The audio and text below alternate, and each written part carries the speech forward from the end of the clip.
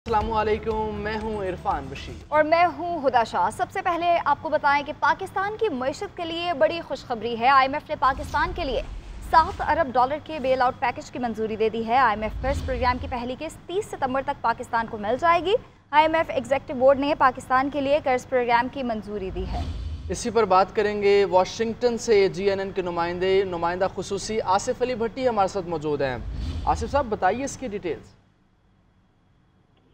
जी बिल्कुल, ये पाकिस्तान के लिए बहुत बड़ी खबर है और चूंकि वज़ीर आज़म शहबाज शरीफ भी यहाँ पर मौजूद हैं अमेरिका के अंदर, और उनकी मुलाकात भी मुतवक्के है IMF की सरबराह के साथ। और ये जो डेवलपमेंट हुई है ये बहुत सिग्निफिकेंट है। इस बारे में IMF के पहले 4 इजलास हो चुके हैं और आज इसका हतमी इजलास हुआ, जिसमें आलमी मालियाती फंड ने पाकिस्तान के लिए $7 बिलियन के बेल आउट पैकेज की मंजूरी दी है। और ये पैकेज जो है ये काफी बड़ा पैकेज है इस लिहाज से कि पाकिस्तान ने इसकी डिमांड बहुत अरसे पहले की थी। साथ ही में 30 सितंबर को ये सबसे इम्पोर्टेंट ये है पाकिस्तान के लिए और पाकिस्तान की मईशत के लिए कि $1.1 बिलियन की पहली किस्त इसी माह में मिल जाएगी, यानी सितंबर 30 तक मिलेगी। और उसके बाद जो दूसरी किस्त है उसकी भी तकरीबन इतना ही हजम होगा, $1.2 बिलियन, वो इसी साल दिसंबर से पहले पहले वो भी मिल जाएगी। तो ये जो बेल आउट पैकेज है इसके लिए जो शरह सूद है वो 5% रखी गई है। ये 5% कम पे मिलेगा माजरत के साथ, और ये पाकिस्तान के लिए बहुत ही फायदामंद होगा पाकिस्तान की मईशत के लिए, कि क्योंकि शरह सूद भी कम हो गई है और खुद अमेरिका के अंदर भी शरह सूद रिसेंटली 0.5% कम हुई है, तो उसका भी इम्पैक्ट पाकिस्तान को मिलेगा। और ये जो बेल आउट पैकेज है $7 बिलियन का, इससे पाकिस्तान की मईशत को तवाना करने में काफी मदद मिलेगी। आसिफ साहब, अगर देखें इंपोर्टेड इन्फ्लेशन इससे कितनी कम हो सकती है?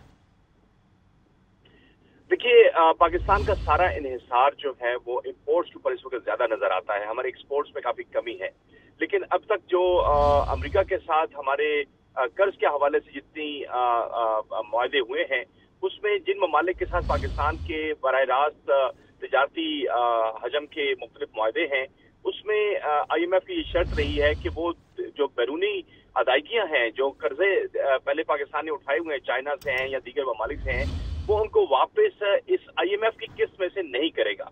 तो ये बड़ा इम्पोर्टेंट है कि अभी जो पाकिस्तान ने एक बड़ी भारी जो है वो रकूम जो है बतौर कर्ज चाइना से दी है, जो मुख्तलिफ प्रोजेक्ट्स के हवाले से हैं, और चाइना ने इन्वेस्ट भी किया पाकिस्तान में, उसकी जो अदायगियां हैं वो कई IMF के कर्ज में से नहीं हो सकेंगी अदा। तो ये एक बड़ी शर्त थी जिस पर शायद पाकिस्तान जो है वो अमल दरामद करने पर रजामंद हुआ है। मियां शाहिद, ब्यूरो चीफ इस्लामाबाद भी हमारे साथ मौजूद है। लेकिन आसिफ साहब, जो क्रॉस फाइनेंसिंग नीड है $26 अरब की अगले साल, क्या वो यकीनी हो जाएगी इस बेल आउट पैकेज से?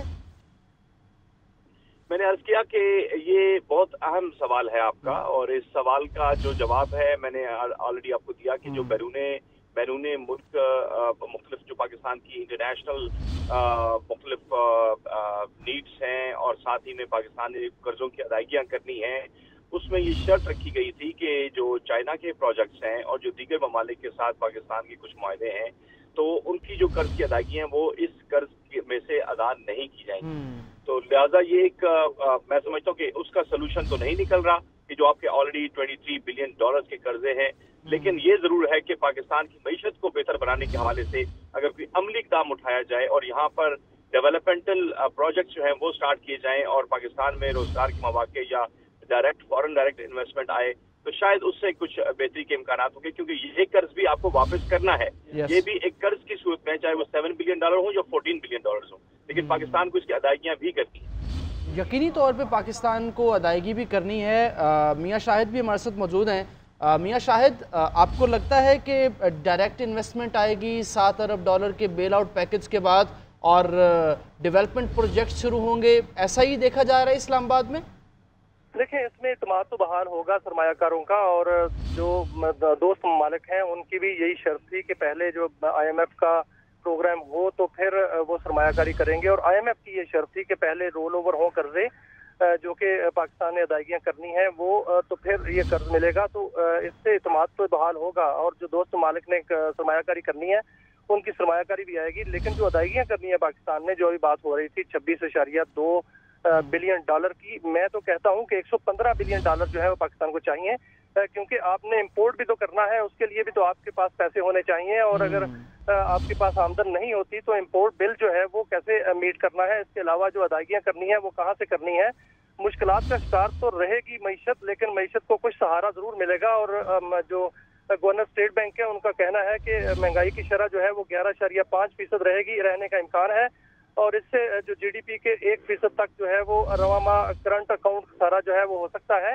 इस IMF के इस पैकेज से जो एक ऑक्सीजन तो मिली है और मिलेगी मईशत को, लेकिन अब देखना यह है कि पाकिस्तान हुकूमत जो है वो अपना बिहेव किस तरह करती है। क्या वो इस कर्जे को जो है वो अपने अखराजात में उड़ाती है या इसको यूटिलाइज करती है, क्योंकि अब तक हमने जितने भी कर्जे लिए उससे अखराजात किए और हुकूमतें चलाई, हमने यूटिलाइज नहीं किया। ना हमने सरमायाकारी बढ़ाई, ना हमने बरामदात बढ़ाई, और हम बरामदात पर जोर जो है वो देते रहे, जिसकी वजह से मईशत जो है वो सिसकियां ले रही है। अभी जो है वो हुकूमत को समझ जाना चाहिए, और शायद हुकूमत समझ भी जाएगी अब, क्योंकि जो दचका लगा है पिछले साल हुकूमत को वो बहुत सवीर था और हम उस सतह पर पहुंच चुके थे जो बहुत नाजुक थी। लेकिन अभी जो है वो स्टेट बैंक में जो ज़खायर हैं वो भी स्टेबल है, और मजीद जो है वो IMF के पैसे आते हैं तो सरमायाकारों का जो है इत्मीनान बढ़ेगा। और बैरूनी सरमायाकारी बहुत जरूरी है। अगर बैरूनी सरमायाकारी होती है तो फिर ही मईशत जो है वो बेहतर होगी। और बैरूनी सरमायाकारी में हमारी सफारतकारी जो है वो कितना इफेक्टिव होती है, या हमारे जो ट्रेड काउंसलर्स हैं वो कितने इफेक्टिव होते हैं, ये देखना पड़ेगा। और ये भी देखना पड़ेगा कि हुकूमत की पॉलिसियां क्या हैं, क्योंकि यहाँ पर जो आपने देखा कि जब IPPs लगे थे तो उस वक्त एक हवा चली थी कि जो भी कंपनी आएगी वो उस अपने टर्म्स पर जो है वो यहाँ पर प्लांट लगाएंगे, तो उसके वो खमियाजा जो है वो हम अभी भुगत रही है। अगर इस तरह की पॉलिसियां हुई तो लॉन्ग टर्म इसके नताइज अच्छे नहीं होंगे, लेकिन हो सकता है कि ये जो मईशतदान है वो बेहतर सोचें। और यस, यू आर राइट मियां शाहिद, कर्जे का सही इस्तेमाल ज़रूरी है, लेकिन 115 अरब डॉलर की नीड को पूरा किया जाना कितना ज़रूरी है, क्योंकि हमारा सारा इन्हिसार इम्पोर्ट पर है। देखिए, इम्पोर्ट पर हमारा इन्हिसार है जो कि कम करना होगा, और कुछ पॉलिसियां नजर आ रही हैं कि इम्पोर्ट पर इन्हिसार जो है वो कम किया जा रहा है। सबसे बड़ा जो बात है इरफान वो अखराजात की है, क्योंकि हुकूमत जब तक फायद शारी पे नहीं आएगी और अखराजात कम नहीं करेगी या आमदन नहीं बढ़ाएगी तो उस वक्त तक आप इम्पोर्ट पर ही इन्हिसार करेंगे। और इम्पोर्ट बिल जो है उसको कम किया जाना चाहिए। हमारा जो पेट्रोलियम का इम्पोर्ट बिल है या ऑयल सीड का जो इम्पोर्ट बिल है वो 5 बिलियन डॉलर तक है। हमारा जो है ये सही पॉलिसीज होना बड़ा ज़रूरी है। बहुत बहुत शुक्रिया मियां शाहिद, हमारे साथ मौजूद थे। आसिफ अली भट्टी, नुमाइंदा खुसूसी वाशिंगटन से हमारे साथ लाइव थे। वज़ीर आला पंजाब मरीम नवाज कहती हैं पंजाब में गुंडागर्दी नहीं करने देंगे, पंजाब में आकर कानून तोड़ोगे तो मुंह तोड़ जवाब मिलेगा। आज यहाँ जलसा कल वहाँ जलसा, जलसे ही करते रहोगे तो काम कब करोगे। तुम्हारा काम दूसरे सूबों पर हमला करना नहीं, अपने सूबों को संभालना है। KP के हुक्मरान गालियां देने, जलाओ घेराव की बजाय आवाम के लिए काम करें।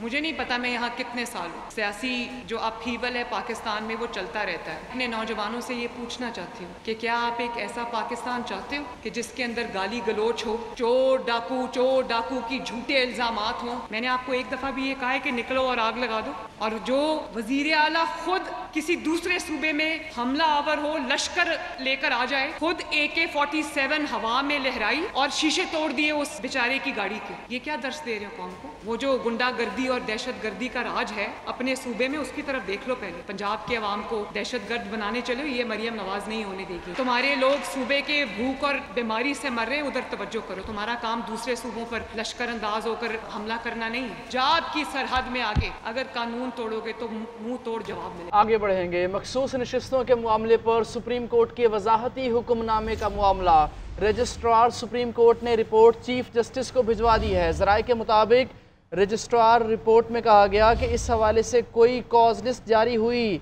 ना ही दरखास्तों के लिए फरीकैन को नोटिस भेजे गए। ना तो किसी चैम्बर में जजेस बैठे, ना अपलोड करने से कबल फाइल ऑफिस को भेजी गई। चीफ जस्टिस काजी फैज ईसा ने 14 सितंबर के डिप्टी रजिस्ट्रार के नोट पर वजाहत मांगते हुए 9 सवालात के जवाब तलब किए थे। मुस्लिम लीग नून के सेनेटर इरफान सदीकी का कहना है कि अदलिया ने पार्लियामेंट को नहीं, पार्लियामेंट ने अदलिया को बनाया। अदलिया की आज़ादी आइन से मुकद्दम नहीं हो सकती, बल्कि सबसे बड़ी अदालत को आइन के तहत ही काम करना है। जब आप आइन की पासदारी ना करें तो हम कहाँ जाएंगे? आइन कहता है आज़ाद रुकन 3 दिन में कोई पार्टी ज्वाइन कर सकता है। अदलिया ने आज़ाद अरकान को पार्टी ज्वाइन करने के लिए 15 दिन दे दिए, जो आइन से मुतसादिम है।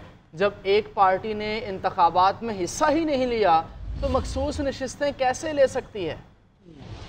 क्या अदालत के जज साहबान हमारी तरह पार्लियामेंटेरियंस की तरह इंसानों में से हैं, गलती कर सकते हैं, या वो नौजुबिल्ला कोई पैगंबरों का कबीला है जिससे गलती का इर्तिकाब नहीं हो सकता? अगर हो सकता है और हम ये समझते हैं कि इस फैसले में एक से ज्यादा बार हुआ है, लेकिन आज ये तय हो जाना चाहिए अगर हम आइन से मुतसादिम कोई चीज करते हैं तो एक फोरम मौजूद है, अदलिया ठीक कर देती है। अदलिया अगर ये वही काम करे जो हम करते हैं तो कौन ठीक करे? ये है वो सवाल। हम आइन बनाने वाले लोग हैं। आप आइन की तख्लीक है, पार्लियामेंट आपकी तख्लीक नहीं है। पार्लियामेंट आपने नहीं बनाई है, आपको पार्लियामेंट ने बनाया है। पार्लियामेंट ने कहा है 17 हैं तो तुम 17 हो। पार्लियामेंट ने कहा आप इतनी तनख्वाह लोगे, आपकी उतनी तनख्वाह होगी। पार्लियामेंट ने कहा है, मैंने कहा है कि आपकी पेंशन इतनी होगी, आपकी पेंशन इतनी होगी। मैंने कहा है कि इतनी उम्र में आप रिटायर हो जाओगे तो आप रिटायर हो जाओ। मैं आपके बनाए हुए लाज और आप आइन नहीं बना, आइन हम बनाते हैं, कानून हम बनाते हैं और हम आपका एहतराम करते हैं और सिर्फ ये तमाश करते हैं कि आप हमें ऐसी खाई की तरफ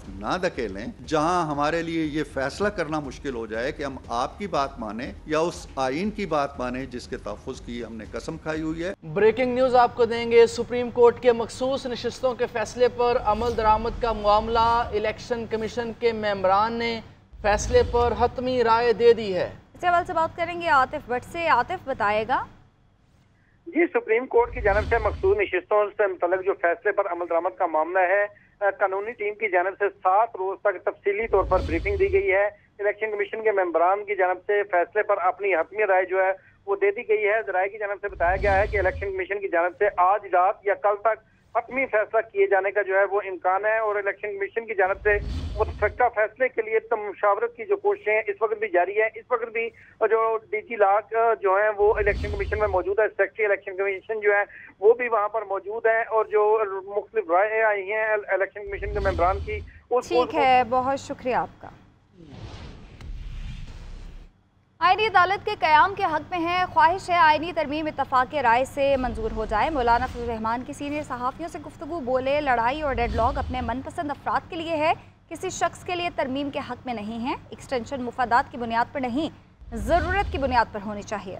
शहबाज शरीफ ने सिर्फ इतना कहा कि हमें सपोर्ट करो। इफ्तिखार चौधरी के लिए सब ने जिद्दोजहद की, लेकिन उसने सबका जो हशर किया वो सामने है। मजीद ये भी कहा कि बलूचिस्तान और केपी में रियासत की अमलदारी ख़त्म हो गई है। FBI नॉन फाइलर्स के खिलाफ एक्शन के लिए तैयार। टैक्स रिटर्न जमा ना कराने वाले अफराद के लिए 15 मखसूस सरगर्मियों पर पाबंदी लगेगी। मोबाइल सिम्स, बिजली और गैस के कनेक्शन मुनक़ता करने की हिकमत अमली भी तैयार कर ली गई है। टैक्स चोरी या गलत मालूमात की सूरत में भारी जुर्माना आयद होगा।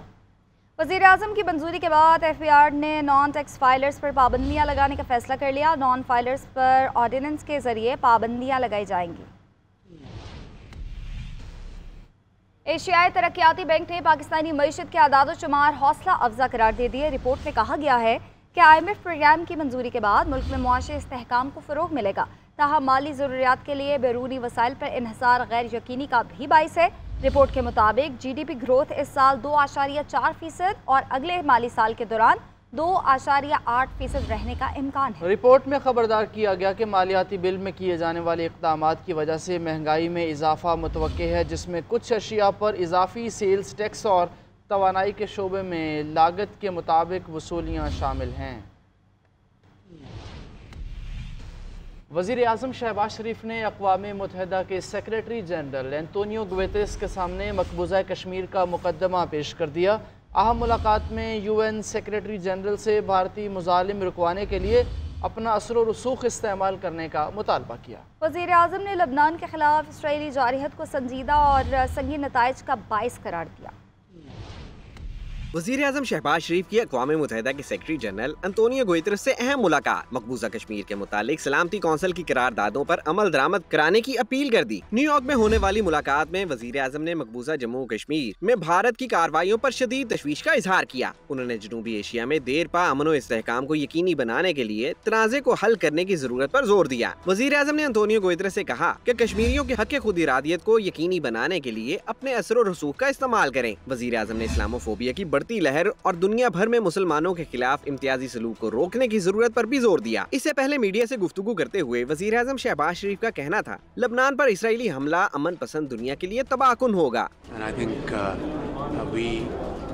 must all condemn this act on the part of Israelis with fullest force, because this is nothing but to expand this war beyond Middle East, which will be very, very serious for this world and have grave consequences. वज़ीर आज़म शहबाज शरीफ बांग्लादेश के अक़वाम मुत्तहिदा की रुकनियत के 50 बरस मुकम्मल होने की तकरीब में भी शरीक हुए। बांग्लादेश के chief adviser doctor Mohammad Yunus ने पाकिस्तानी वफ़द का पाक इस्तकबाल किया। वज़ीर आज़म तुर्किया के सदर तैयब उर्दवान और कुवैत के वली अहद से भी मिले। ज़ुबैरा इलाही ने चौधरी ज़ोहर इलाही शहीद की 43वीं बरसी में शिरकत की। ज़ोहर इलाही हाउस गुजरात में शहीद के इसाले सवाब के लिए फातिहा ख्वानी और दुआ का एहतमाम किया गया। सुमेरा इलाही ने कहा कि ज़हूर इलाही ने हमेशा खिदमत और ताबेदारी की सियासत की। परवेज़ इलाही और मोनिस इलाही ने हक़ और सच का साथ दिया। परवेज़ इलाही ने नाहक जेल काटी। मोनिस इलाही पर बेबुनियाद और झूठे मुकदमात बनाए गए। चौधरी शुजात हुसैन के बेटों ने तमाम रिवायात को रौंद कर रख दिया है।